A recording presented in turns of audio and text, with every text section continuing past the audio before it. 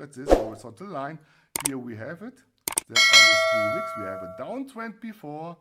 Yes, we have a downtrend before. We have the 3 wicks here in form of the morning star. Yes, and then yes, we have here the, let me do a double here. That is where you get into the trade. You see this here, where you have the breakout. That means here, yes, the breakout of the first candlestick of the morning star. This is the breakout you need. And then, yes, you duplicate this, and then you have 1 to 1 is here. Yes, somewhere here. Then we have here 1 to 2, here 1 to 3. And then we have here 1 to 4. Is it? You see price action on the left here. Yes, and that is a movement which you get. And after this, you can do the same stuff here with the low, because you see here not only that you get here the 3 white soldier 3, you get here also the 3 upper wicks. And then you do the same stuff which you did here. After the uptrend which you have taken, you take this downtrend. This is how you do this. Yes, only to show you this on those kind of charts here.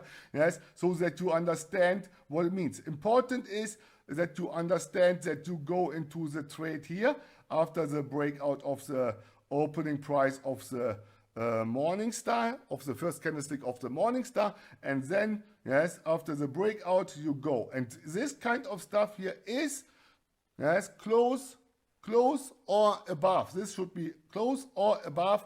Yes, one deviation lower Bollinger Band. Yes, here in this case it was not above, but if it's above it will be way better. But it has to be close, because that is a sign that we are going away from the 2 deviation Bollinger Band.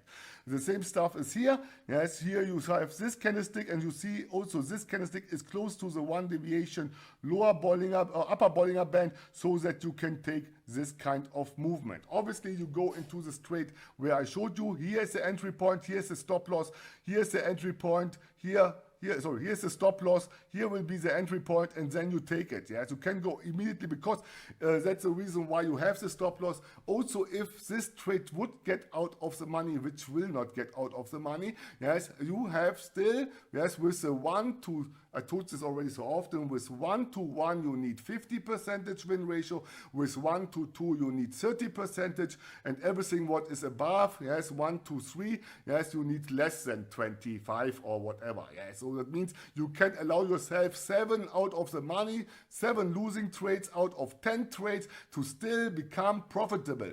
That's the reality, yes, and that is what I showed you. I showed you now the 3 concepts here also on the chart.